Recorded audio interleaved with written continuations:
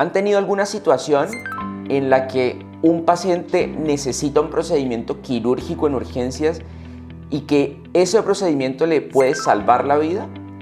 ¿Saben cuáles son esos procedimientos que puede hacer cualquier médico en urgencias y que le cambia el destino al paciente?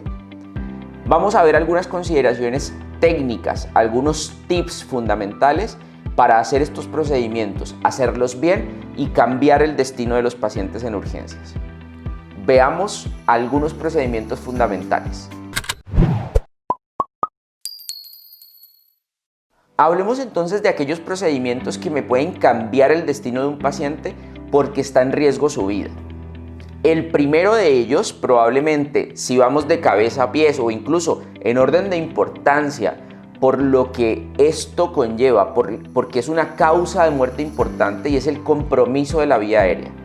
Si yo tengo un paciente con compromiso de la vía aérea, de la permeabilidad de la misma, es fundamental tener claro cuál es la intervención que requiere. Un paciente que ha perdido la permeabilidad de la vía aérea necesita manejo, necesita una intervención. Y la intervención adecuada puede ser maniobras que van desde lo manual, dispositivos mecánicos o incluso tener que intubarlo. Pero ¿qué pasa si no lo puedo intubar? ¿Qué pasa si no lo puedo oxigenar y ventilar?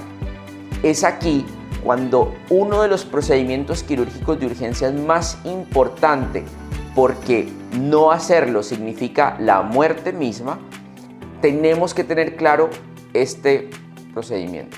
Hablemos de la cricotiroidotomía de urgencia. La cricotiroidotomía de urgencia tiene indicación cuando no puedo oxigenar ni intubar a mi paciente. Por cualquier razón. ¿Cuáles son esas razones más importantes que me llevan a tener un paciente que no puedo oxigenar, ni ventilar, ni intubar? ¿Cuáles son esas situaciones? Pues bien, el trauma maxilofacial severo, el sangrado activo de la vía aérea, la deformidad de la cara, del rostro, de los huesos faciales, de la vía aérea misma, pueden hacer que yo no pueda ni oxigenar, ni ventilar, o mucho menos intubar un paciente. Es aquí cuando tiene cabida, cuando tiene indicación la cricotiroidotomía de urgencia. Y hablemos algunas consideraciones técnicas importantes en relación a la cricotiroidotomía de urgencia. Primero, no hay que hacerla, no es el procedimiento de primera línea, no es el procedimiento para intervenir al paciente de primera línea. Es el procedimiento cuando fallaron todas las otras intervenciones previas que tengo disponibles.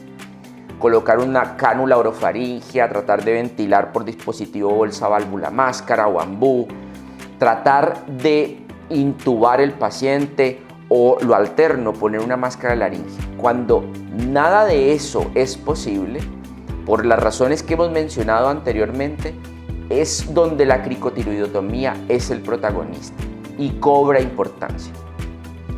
¿Cómo se hace una cricotiroidotomía de urgencia? Y lo primero que tengo que decirles es que no se debe confundir con la traqueostomía. Son procedimientos distintos. La traqueostomía es un procedimiento quirúrgico programado, no de urgencia, y que hacemos o tiene indicación cuando tengo un paciente que está intubado y en ventilación mecánica prolongada, o la intubación prolongada, que es una situación frecuente y común en cuidado intensivo. Si no es esta la situación, sino que lo que tenemos es un paciente en una emergencia con su vía aérea, el procedimiento adecuado es la cricotiroidotomía de urgencia. ¿Cómo hago la cricotiroidotomía de urgencia? Entonces, las referencias anatómicas aquí son muy importantes. Una buena forma de pensar en la cricotiroidotomía de urgencia es como en esa situación en donde no hay nada más que hacer y tengo que romper el vidrio de emergencia para sacar el extintor. ¿Han visto esas cajas donde se guardan los extintores? Tienen un vidrio. ¿Y saben por qué tienen un vidrio? Porque es fácil de romper. Aquí es lo mismo. Todos tenemos algunas estructuras anatómicas que son ese vidrio de emergencia para romper en caso de una situación que lo amerite. ¿Dónde está ese vidrio? Pues es súper fácil, quiero que lo busquen, tóquense. manzana de Adán, ¿cierto? O el cartílago tiroides, yo bajo por la línea media sobre ese cartílago y me encuentro una depresión, una caída. Es ahí donde está el vidrio de emergencia, donde está la membrana cricotiroidea o la membrana cricotiroidea. Esta membrana es un tejido blando, medianamente laxo y que permite abrirse muy fácilmente. Está entre dos cartílagos y es muy fácil de encontrar. Incluso en los cuellos más cortos y gorditos es fácil de encontrar cuando yo palpo con mi dedo y busco esa depresión o esa caída que hay entre los dos cartílagos. Ubiqué mi membrana cricotiroidea y lo siguiente que voy a necesitar es un kit de cricotiroidotomía. Si no tienen un kit de cricotiroidotomía, un kit de sutura puede ser suficiente.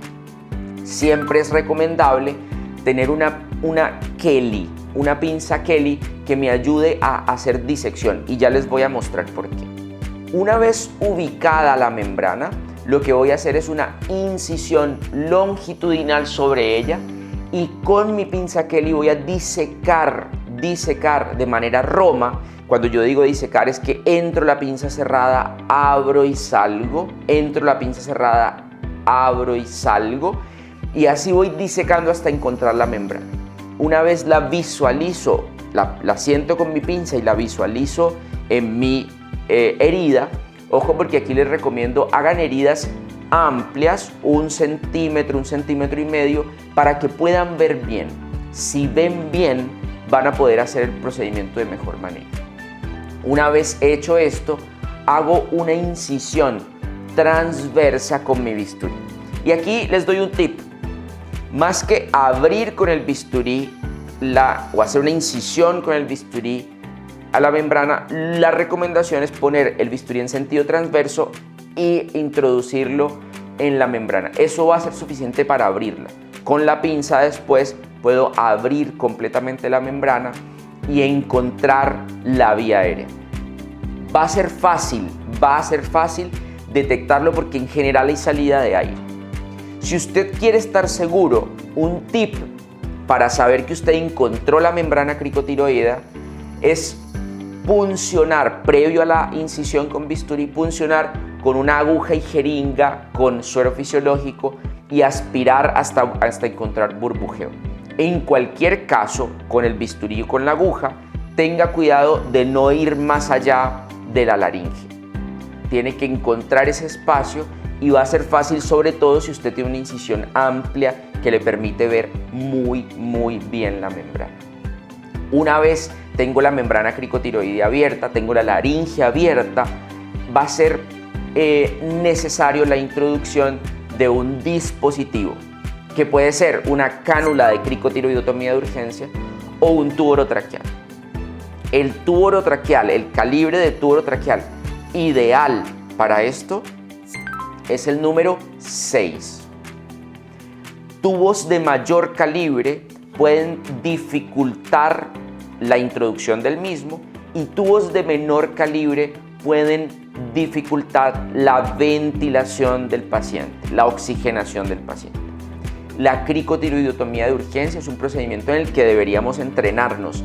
El segundo procedimiento que tenemos que aprender a hacer o que es importante que el médico general sepa hacer o tenga una idea es la toracostomía o la pleurostomía o el tubo de tórax, las tres el mismo concepto. La pleurostomía o toracostomía tiene unas indicaciones precisas y ojo porque lo más interesante, y lo vamos a repasar, es que las indicaciones de este procedimiento tiene también unos procedimientos que pueden salvaguardar la vida del paciente de manera transitoria hasta que podamos poner una toracostomía. Hablemos entonces de ello.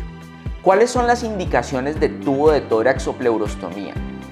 Ahí uno podría dividir estas indicaciones en dos grandes grupos: las causas traumáticas y las situaciones no traumáticas. Vamos a enfocarnos sobre todo en las causas traumáticas. En las causas no traumáticas generalmente está el derrame pleural masivo en situaciones específicas, por ejemplo el derrame pleural empiematoso. Pero en las causas traumáticas tenemos situaciones específicas que va a ser útil recordar. Dentro de esas causas o dentro de esos diagnósticos que tenemos que aprender a hacer está el neumotórax, el neumotórax abierto, el hemotórax. El neumotórax abierto se diferencia del neumotórax porque básicamente en el neumotórax abierto tengo una herida que sopla. Cualquier herida soplante en el tórax debe hacerme pensar en neumotórax abierto y debo manejarlo. Dentro del neumotórax cerrado puedo tener diferentes grados de neumotórax que llevan al paciente a tener cada vez más síntomas e incluso al compromiso de su hemodinamia. Cuando un paciente está francamente sintomático por neumotórax y tiene comprometida la hemodinamia es cuando diagnosticamos un neumotórax a tensión. Antes puedo tener neumotórax de menor grado que tienen al paciente sintomático y que en todos los casos en el que el paciente esté sintomático voy a tener que manejar con una toracostomía o pleurostomía. El hemotórax, siempre que sea sintomático, va a requerir tubo de tórax y debo sospechar que es masivo cuando tiene compromiso de la hemodinamia. Y el neumotórax abierto generalmente produce síntomas, dificultad respiratoria, y es difícil que vaya al compromiso de la hemodinamia porque permanentemente por la herida se está descomprimiendo. Por eso no hace compromiso hemodinámico como el neumotórax a tensión. Para repasar entonces las indicaciones de tubo de tórax que debo detectar rápidamente porque hay compromiso de la vida son neumotórax a tensión, neumotórax abierto y hemotórax masivo o sospecha de este último. Hay algunas situaciones en donde el tubo de tórax va a estar indicado igual. En el neumotórax sintomático siempre, en la combinación de patologías, por ejemplo tener hemoneumotórax, y en el hemotórax que es sintomático. Siempre que tenga estas situaciones, aunque la vida no parezca en riesgo, debo poner un tubo pleural. Y repasemos cuáles son las situaciones en las que podría tener que usar un procedimiento de tránsito para evitar la muerte del paciente o el mayor compromiso. Esas situaciones son el neumotórax a tensión, en donde lo que puedo hacer es descomprimir con aguja. La descompresión con aguja se hace en el quinto espacio intercostal, en la línea axilar anterior, y debo usar una aguja calibre 14 o 16 Gauss.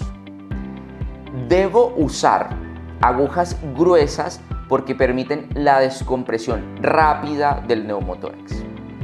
Otra situación que puedo manejar de manera transitoria es el neumotórax abierto. Para ello puedo poner un parche ocluyendo la herida que está soplando. Una recomendación clásica es sellar el parche en 3 lados para que se haga un efecto de válvula y el aire pueda salir pero no volver a entrar. Es claro, y los que hemos hecho esto en la vida real sabemos que no es tan fácil porque el paciente suda, porque el paciente está sangrando un poco de la herida y eso dificulta poner y sellar solo 3 lados. Por eso una recomendación práctica puede ser selle todo el parche, ocluya completamente la herida y si fuese necesario porque se hace un neumotórax a tensión, puedo descomprimir abriendo sencillamente la herida. Y la tercera situación que puedo manejar transitoriamente es el hemotórax masivo. Aquí no hay cómo puncionar ni cómo sacar la sangre, pero sí debería tener 2 accesos venosos rápidamente y tratar de empezar a reponer volumen. Cristaloides puede ser una excelente alternativa para empezar y una vez he sospechado o he pensado que es un hemotórax masivo, he confirmado que es un hemotórax masivo porque pasé el tubo, entonces podría empezar a transfundir hemoderivados. Aquí no hay acciones de tránsito que descompriman o que evacúen el tórax antes del tubo de tórax, pero sí es muy importante pensar en la transfusión, porque por definición un hemotórax masivo es más de 1500 cc al paso del tubo. Eso quiere decir que voy a tener una pérdida sanguínea, una pérdida de hemoderivados, por lo que va a ser importante reponer con hemoderivados, glóbulos rojos, plasma fresco y plaquetas. Hablemos un poco de los detalles técnicos de la toracostomía. Los detalles técnicos de la toracostomía deben incluir identificar muy bien mi sitio de punción. Debo poner analgesia al paciente y debo explicarle el procedimiento. Recuerden que es un procedimiento con asepsia y antisepsia y con ropa y campos estériles, por lo que va a ser fundamental esa identificación. E incluso si usted tiene poca experiencia, no está de más marcar el sitio de punción o el sitio de colocación del tubo para evitar las dudas durante el procedimiento. Una vez he hecho la asepsia, la antisepsia y he puesto los campos estériles, es muy útil tocar no solo el espacio intercostal, el quinto espacio intercostal, sino tocar la costilla. Tocar y palpar el recorrido costal me va a facilitar la tarea. Infiltro con lidocaína. No olviden que la infiltración ayuda a mermar el dolor del paciente, pero también una cosa importantísima, me ayuda a orientar mi incisión. Una recomendación práctica es llevar la aguja hasta la costilla. Tocar la costilla con la aguja le va a facilitar identificar el borde superior de la costilla. Es muy importante identificar el borde superior porque por encima, justo por encima de ese borde, es por donde debo pasar mi tubo. No olviden que por debajo, por el borde inferior de la costilla, hay un paquete vasculonervioso donde tengo una arteria, una vena y un nervio. Y lesionarlo, pues puede ser una problemática muy importante. Por eso, importantísimo pasar el tubo por el borde superior de la costilla inferior en el espacio intercostal. Infiltré con lidocaína, ya tengo identificado mi sitio de punción y hago una incisión transversa en el sentido de la costilla en la piel de entre 1 y 2 centímetros. Si usted tiene poca experiencia, un muy buen tip va a ser hacer una incisión amplia que permita divulsionar con el dedo hasta el espacio pleural. Una vez he hecho la incisión, con una pinza Kelly de manera roma voy a disecar, y otra vez repasemos que el concepto de disecar es que yo entro con la Kelly, abro la Kelly, salgo y voy divulsionando el tejido celular subcutáneo y después el plano muscular. Los músculos se divulsionan muy fácilmente con una pinza Kelly y puedo usar esa pinza para entrar a la cavidad pleural de manera segura. Deberíamos entrar a la cavidad torácica con absoluto control para evitar hacer lesiones internas. Una vez he divulsionado hasta el espacio pleural con la pinza Kelly, puedo ayudar con mi dedo para asegurarme que estoy dentro de la cavidad. Es muy simple. Los que lo han hecho y los que lo hemos hecho sabemos que es muy fácil identificar que estoy dentro de la cavidad y puedo ayudar a liberar adherencias con mi dedo para evitar lesionar órganos o estructuras internas. Una vez tengo mi orificio en el tórax hecho, el tubo de tórax debe ser introducido en situación póstero-superior. La idea es poner el tubo en dirección hacia el hombro contralateral. Es muy importante, y una pregunta que nos hacen frecuentemente es ¿cómo mido el tubo? ¿Qué tanto debo introducirlo? Y una forma muy fácil de medirlo es previo a todo el procedimiento. Yo mido desde la punta del tubo, la pongo en el apéndice xifoide del paciente y direcciono el tubo hacia donde tengo mi punto marcado, hacia donde voy a introducir. Esa distancia es la distancia que debería introducir del tubo. Es muy importante que todas las fenestras del tubo, y cuando digo fenestras son unos orificios que están hacia la punta del tubo, hacia más distal, queden dentro de la cavidad torácica. Y esa medición me va a garantizar que todas las fenestras queden dentro. Una vez he introducido el tubo, es importantísimo de manera inmediata conectarlo a la trampa de agua. La trampa de agua que va a producir presión negativa y que va a sacar el aire y la sangre que tengo dentro. Una vez he conectado a la trampa de agua mi tubo, fijo el tubo con seda. Ojo con la seda de manera práctica, y un tip muy práctico puede ser seda gruesa. 1 o 2 ceros es una excelente alternativa. Fíjenla bien, paso un punto en U o paso un punto en C para fijar mi tubo. fijo, que sería el término adecuado, mi tubo a la piel para que no se mueva. Una excelente alternativa es después poner parches de Tegaderm para evitar la movilización del tubo.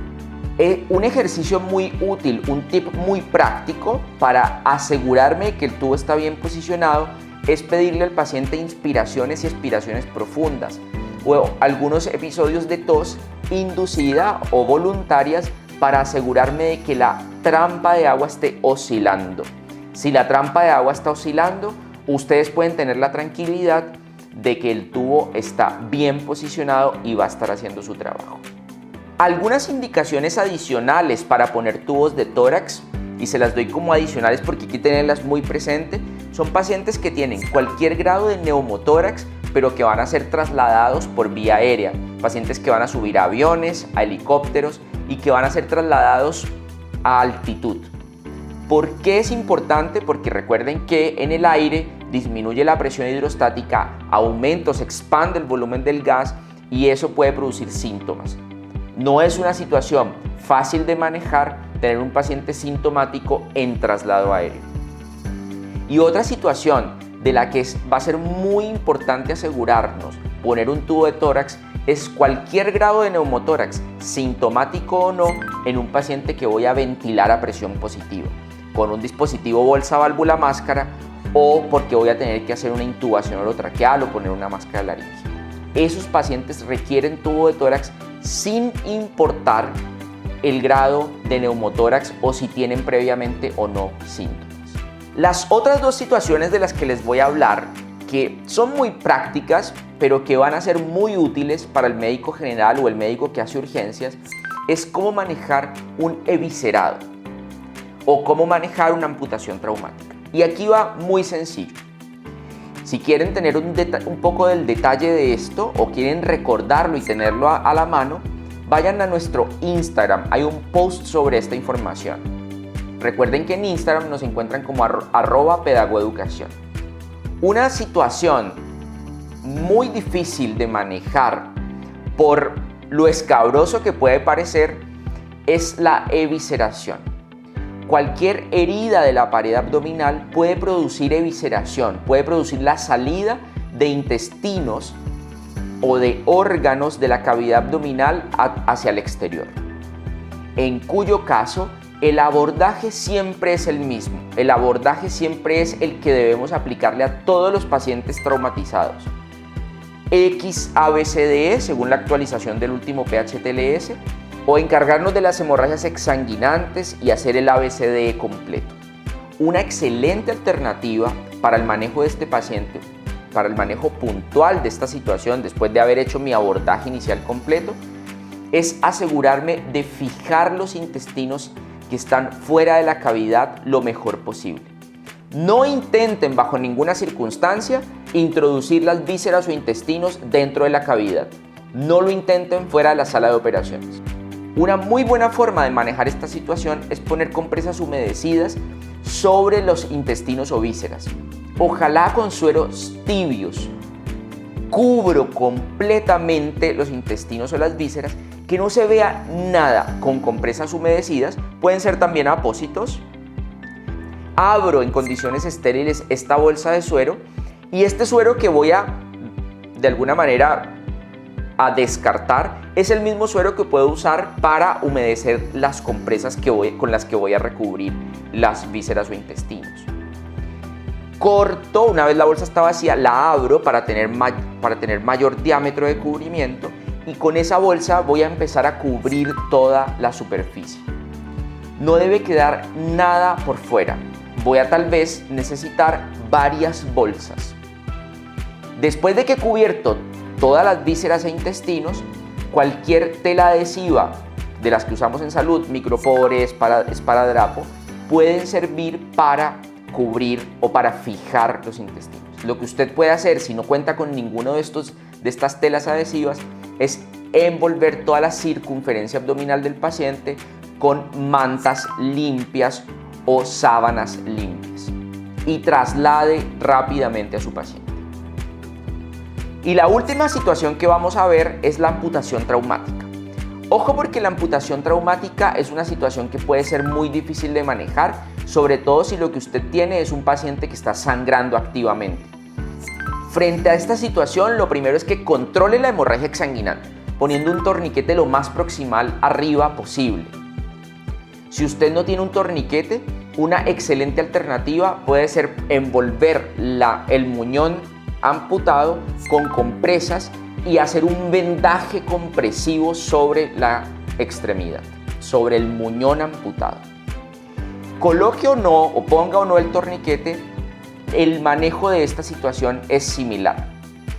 Cubro con compresas el muñón amputado y después con un vendaje elástico voy a hacer un vendaje compresivo. No debo hacer vendaje compresivo si el sangrado ha sido detenido o si el sangrado se ha detenido. Si el sangrado está controlado con un torniquete o porque se trombosó, bastará con un soporte elástico para mantener las compresas en su lugar. Es muy importante que rápidamente traslade a este paciente a un centro asistencial que cuente con los recursos adecuados para atender esta situación. Una vez más, recuerden que identificar las situaciones que comprometen la vida es muy importante.